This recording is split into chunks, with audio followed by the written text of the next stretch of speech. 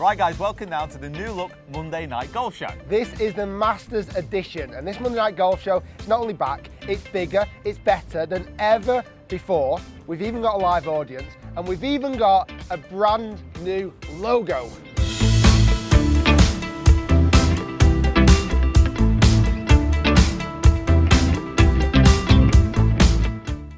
So we are down here at Prairie Sports Village, and we've even got a live audience. Okay, thank you. We even got the logo up on the TV. This is great. We need to swap that around now, by the way. What, with the beard? Yeah. We could do that. We definitely could do that. So we've got loads of exciting things coming this Monday Night Golf Show. Here is what is to come. Sergio Schott won the Masters. Oh, I hit that well. Go on. Go on. Go on. Oh, there we go. Rick's pre-season top tips. So my top 3 tips to get you ready for this season. The Golf Bidder Putting Challenge, where one lucky audience member will win £200. Wow, look at this. Come on, come on, come on. Oh my God. So as you can see, we've got a mega action-packed episode to come. But first off, we have to talk about what has just happened at the Masters. Yeah, it was an amazing. It was one of my favourite Masters in recent times, definitely. Mainly because I had 2 Europeans up there, I think, Sergio Rose. Desperately wanted both of them to win. Yes. I was that much on the fence, splinters were all in my bum. I just did not want either of them to lose. And I think at the end, I was happy that Sergio won. I mean, Rose has to share the stuff around a bit more. Yes, this is Sergio's first ever major in 74 starts, am I right in saying? Yeah, I think that was his 74th major. I mean, that is incredible. And the last Spaniard that won was Olazabal.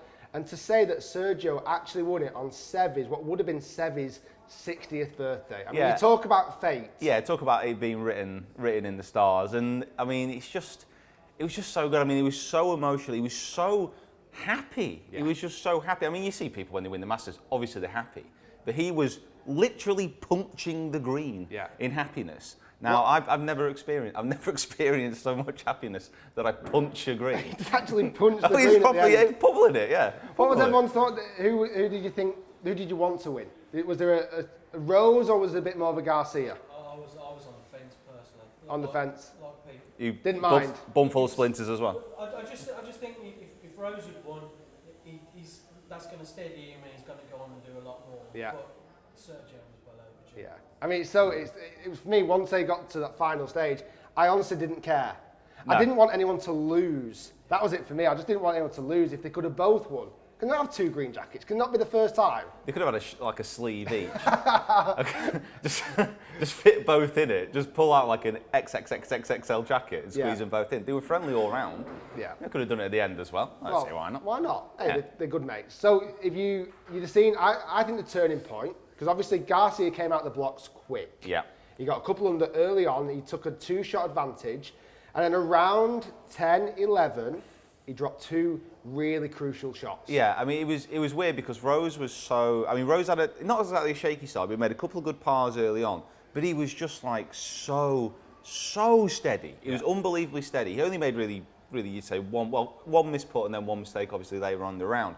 But it was a total contrast to Garcia, who was birdieing early and then dropped away. Yeah. Had an absolute shocker on the 13th. Well, a potentially shocker on the 13th. That was the turning moment. That goes another way. We talk about today how Sergio lost it. Yeah, he turned the par. He turned a potential double, triple bogey into a par, and then all of a sudden you thought, well, actually, just maybe. Well, you look at that moment. Just maybe. Well, you look at that moment in time. Was Rose 2 ahead at that point? I think Rose was 2 ahead at that point.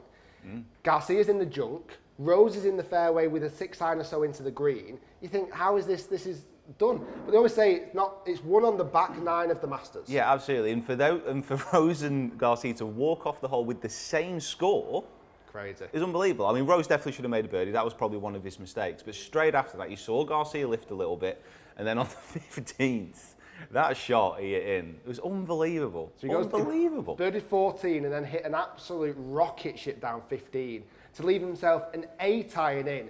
And we think this is the shot that won the Masters. We think this is the shot that made it all possible. The fact that he hit an A time from however far out he was, probably about 175, 180, rocketed this A time.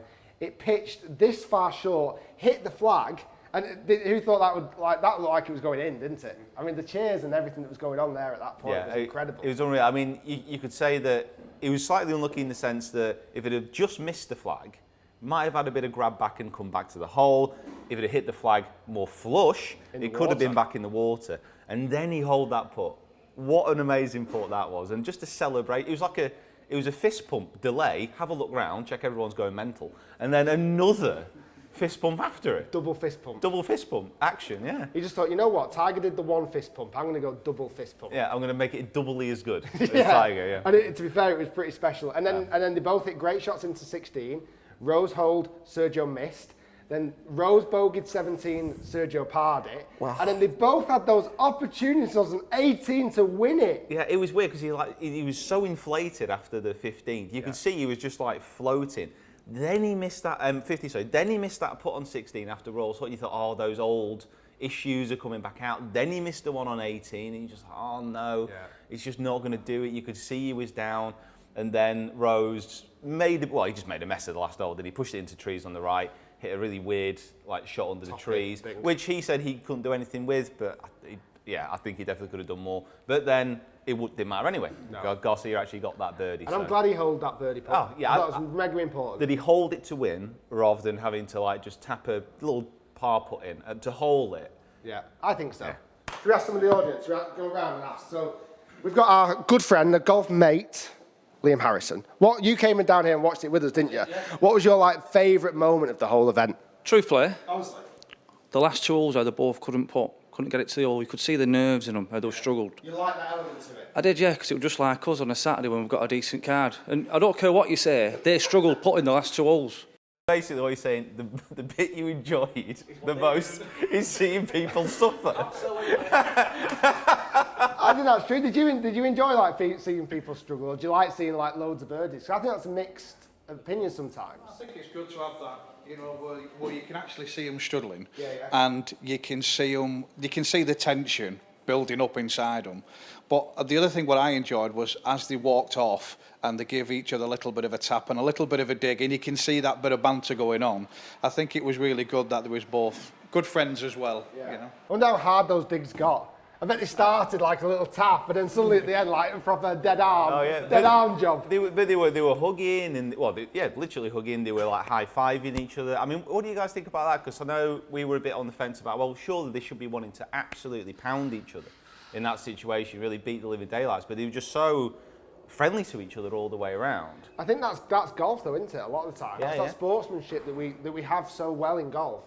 That as much as you really want to win, and Rose, I thought his after speech, classy, real classy. Want it? Yeah. If you saw that, he was just so courteous. He was like, you know what? He deserves it. He actually deserves to win. Yeah. Do you think it would have been different if it would have been an American and a European player? I think if it would have been Ricky and Sergio, maybe would have had that little bit of sportsmanship.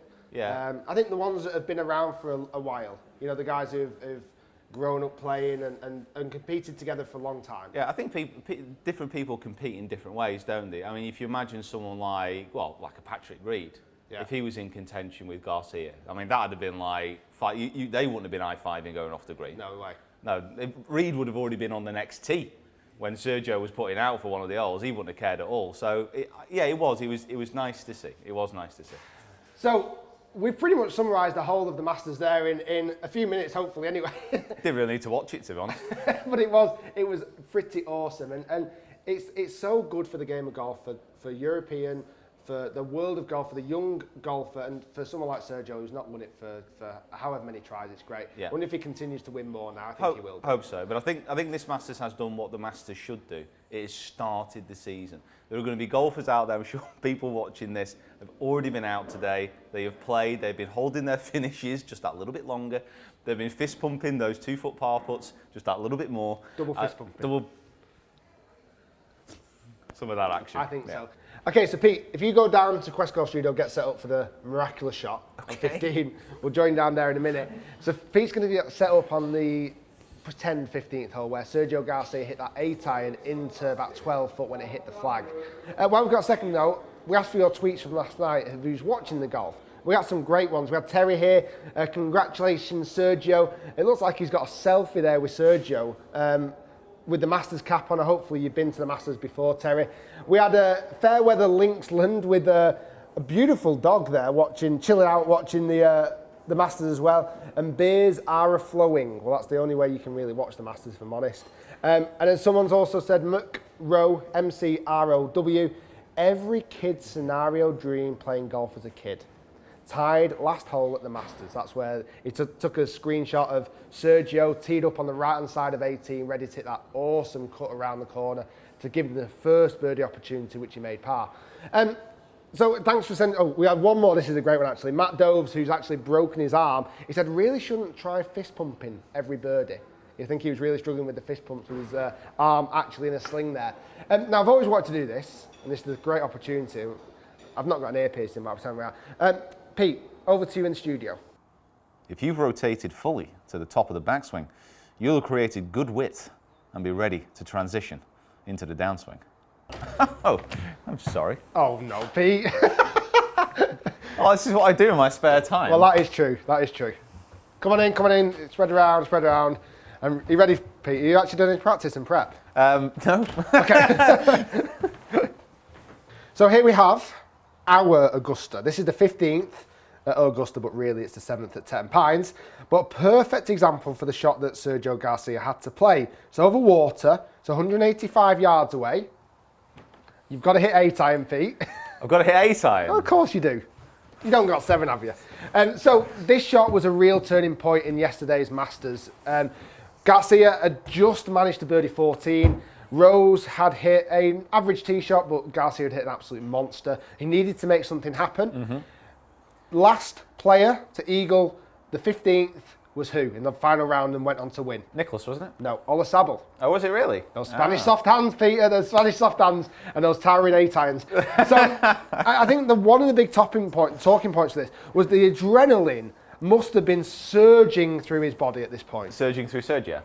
I like that. Absolutely seamless. So to be able to play such a shot under that much pressure, demand, hit it harder, do you accommodate for that pressure and do you accommodate for that adrenaline and take one club less? I think there's some things with that hole which are slightly different than the one we're going to be doing. So it's downhill. Yeah.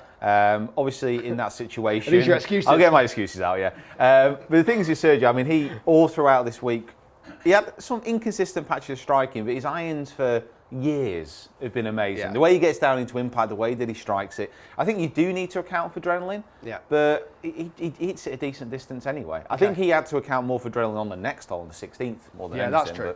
So let's hit some shots. Let's see. I think the biggest things that we had to do here was height was key. Yes, get it down soft, landing soft.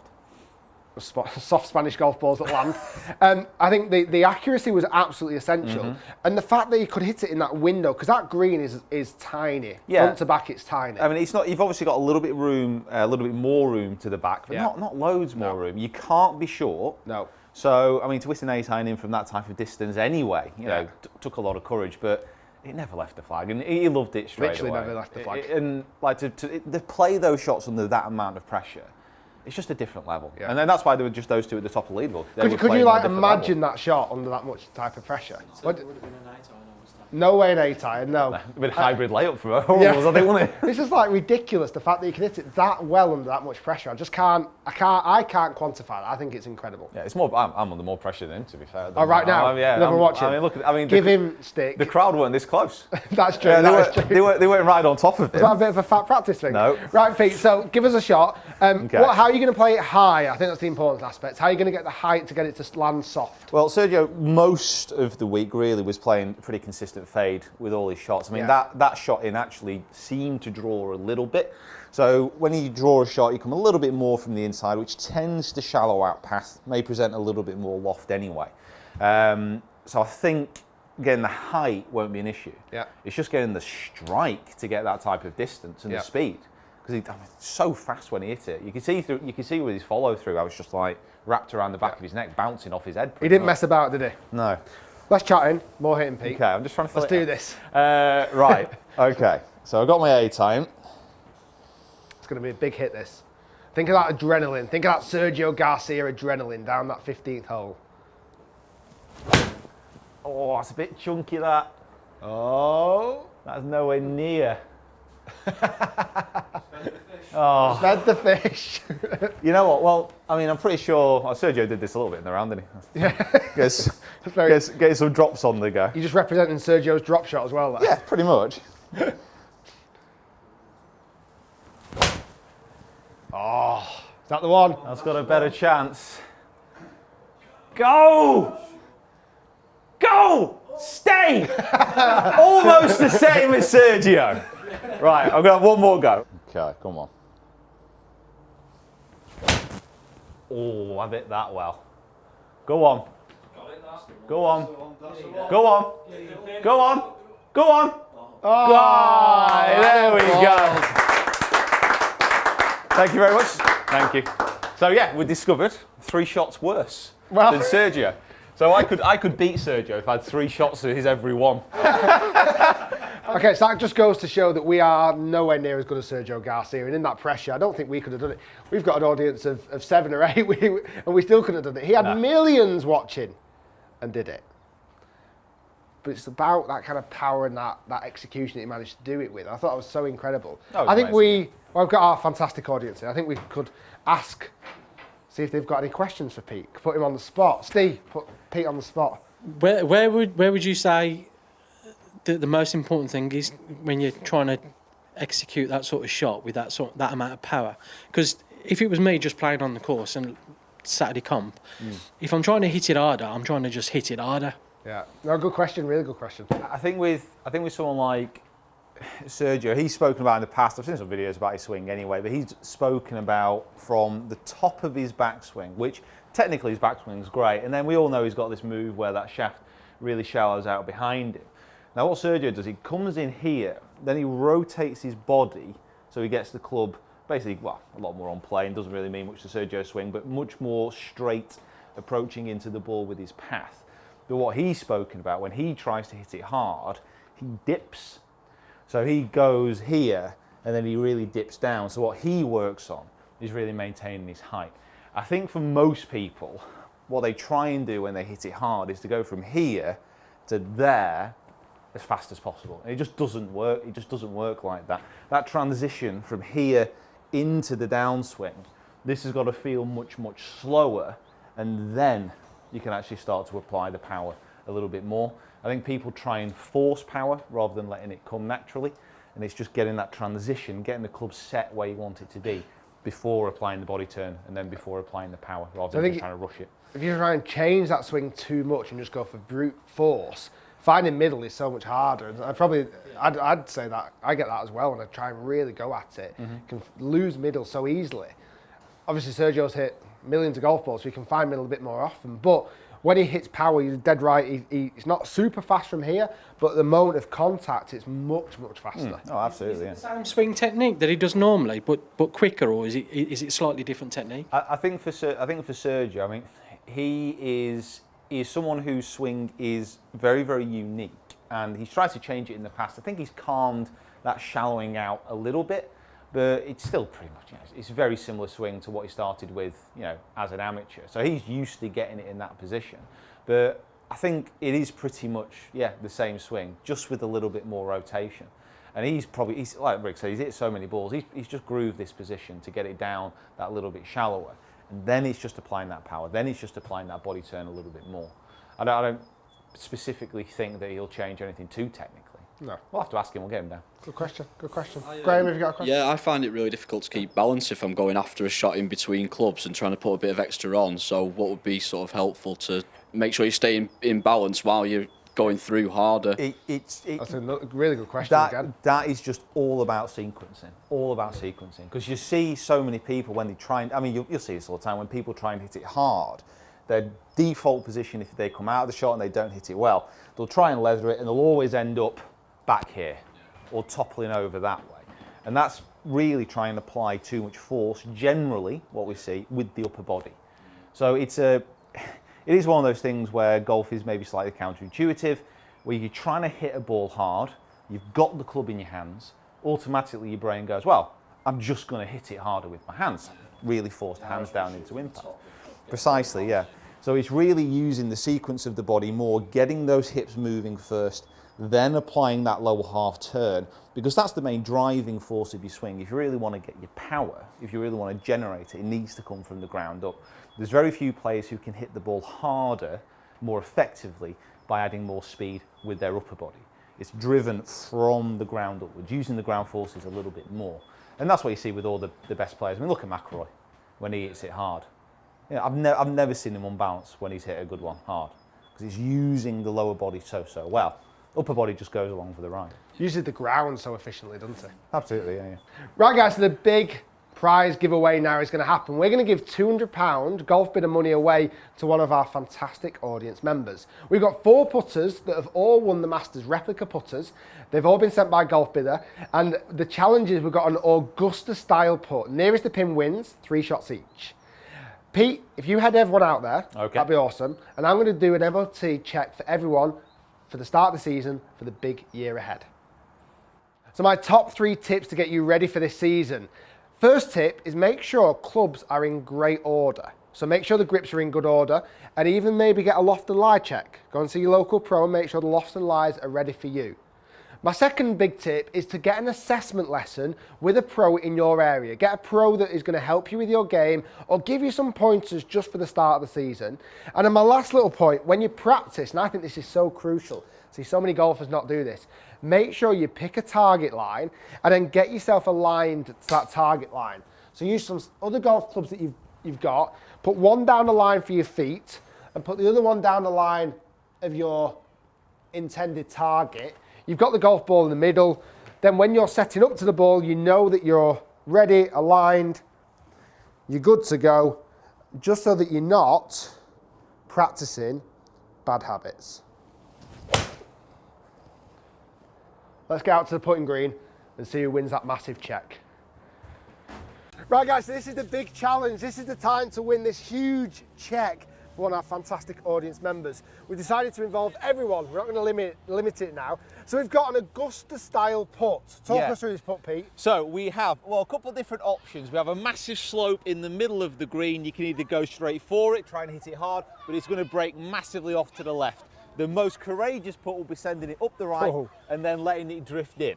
And we have 4 putters that have won the Masters. We've got John Spieth, Scotty Cameron. We've got Danny Willits, Odyssey putter. We've also got a rogue in there. We've got Phil Mickelson's left-handed Odyssey, and we have Adam Scott's Scotty Cameron. Not quite full broom length, but almost. You ready, Graham? Yep. You're up first. Which putter do you want? So Pete's going to get down there and watch the scores coming in. Commentate it in. So Graham, here we go. Here's a little slippery putt here from right to left. Are you going to go aggressive or to the slope? Okay. We'll see. I like his answer there. What do you think, Kirsty? What's his chances? It's coming in. Is he going to go straight for it, or is he going to go up the right? You've been here practicing for an hour, so you should be gone good. Straight for it's it. Looking good. It's looking good. Oh! Not bad effort. Not bad effort.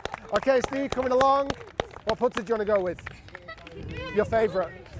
Someone have a marker. Practicing with for an hour. Don't want a coin. No. Can we pass the? We'll hold the check and keep passing it down. Young man Thomas, can you hold that check? Do. Right, Steve, what's the plan here? You know the line perfectly here. Pretty much that same putt. Okay, I like it. But maybe closer. What do you think his chances are here, Tom? Good. It should be fantastic. He's not stopped putting this putt. Come on, we've got to wrap it up. You've got time limit. This is Justin Rose slow. Oh, it's got to go. That's good. Oh, never mind. All those hours of practice. Right, Tom, which putt are you going to go with? John Spieth, Scotty Cameron. There's your ball, young man. Polite applause. That's polite applause. So Tom came all the way up from London here to represent the South in the Monday Night Golf Show. He's even going John Spieth, cack-handed putting stroke. I like what he's doing here. John Spieth. If he goes in, yeah, absolutely. Oh, that might be off the green. Is he going to use the back bank? Is he going to use the back bank? Oh, it's still time. No. It stayed there. Unlucky Stayed young up man. there. Nick, which putter are we going with? Any Mickelson. celebration, yes. Oh, now Nick is a right-handed golfer. What's chose you to go with this? Why not? Right, here we go, Nick. So Phil Mickelson, taking it up the slope here. I like what he's doing. What do you think, son? What do you think, Thomas? How do you think he's going to do? Good. Good. He's supporting he's gone Dad in high. this. He's gone bold. high. He's gone very bold. He's gone too bold. Graham's in good position at the moment. Well done.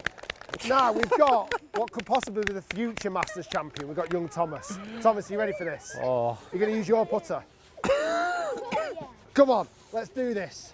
You line it up. This is the future Masters champion right here. You see it here first on the Monday Night Golf Show. Hit it hard, hit it straight. Let's knock it straight in the hole. Wow, look at this. Come on, come on, come on. Oh my goodness. That was so good. How did you feel about a putt? Good, I like it. Well done, young man.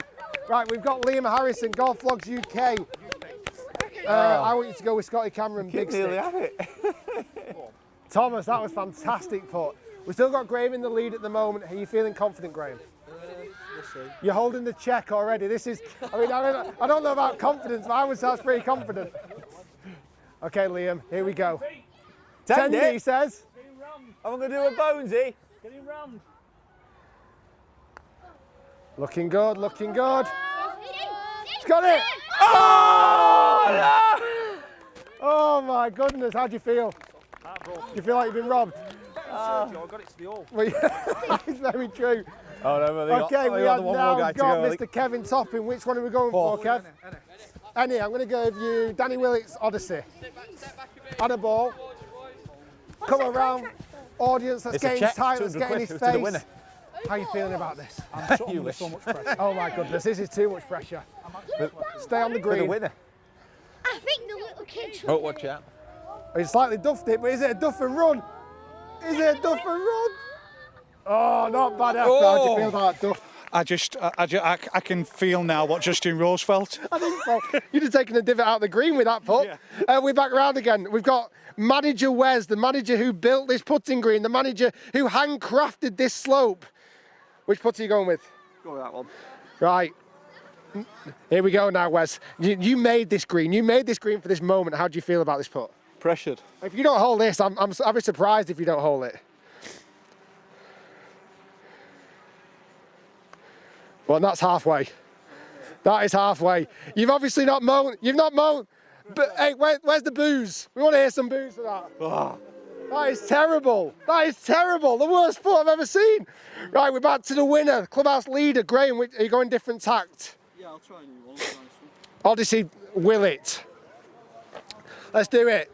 So great. We got clubhouse leader now. Oh. Adrenaline has got to him. Boo! No! Boo! Boo! You have to go different putter, Steve, because you've been practicing with that one. I think you've got to go left-handed. It matches your outfit. I won't take half an hour this one either. Come on then, Steve, here we go. It couldn't have been, you're good at, the first attempt was good, but this could be better. Your inner Phil, channel him. No, short. Short and... Very short. Very short, yeah. Boo! Boo! Terrible, terrible. Tom, here we go, different putter. Yeah. Off the table. Danny Willett. Can we have the ball boys, apart from the marker, ball boys, move all the balls out the way. One of them. Right, so we have Tom. Tom's gone for the Danny Willett putter here now. Okay, off the putting green. Thank you, sorry, keep hold of it. Not forever. Right, here we go, Tom. You've got this. Oh, he's got it. He's got it. Oh, Graham's still in great chance at the moment. Boo! I'm joking. Right, Nick, you've got to go right-handed this time. Okay, deal. Scotty Cameron. Your Scotty Cameron. Oh, it's the one that you use. This is it now. This has to drop. We've got the audience up the left. Spectators up the left. Be careful of those guys. That's bold. It's bold. Boo! Boo! Terrible, terrible. Young Thomas, now you did amazing first. Can you recreate it? It's the kid again.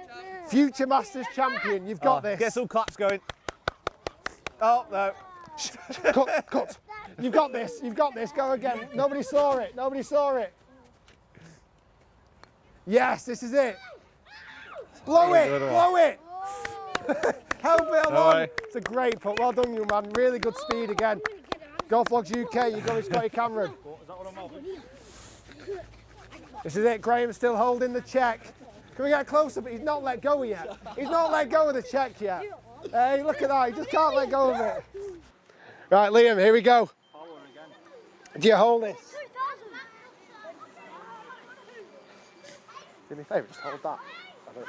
Just a draw. Oh, it's too big. It's too big there for Lee Harrison. Boo, boo. Who's up next? We've got Kevin. Where are you going, Kev? We'll go left-handed. Left-handed. He's going for it. First putt is still the closest. This could hurt. 4. He duffed one, then he topped one in there. Good effort though. Right, manager Wes, that first attempt. Is this the last putt? Give Graham the check already. I'm going to give you left-handed. Yeah, he might be better. Get in tight, guys. Give him some. I want you to be loud on this putt. You ready? Oh!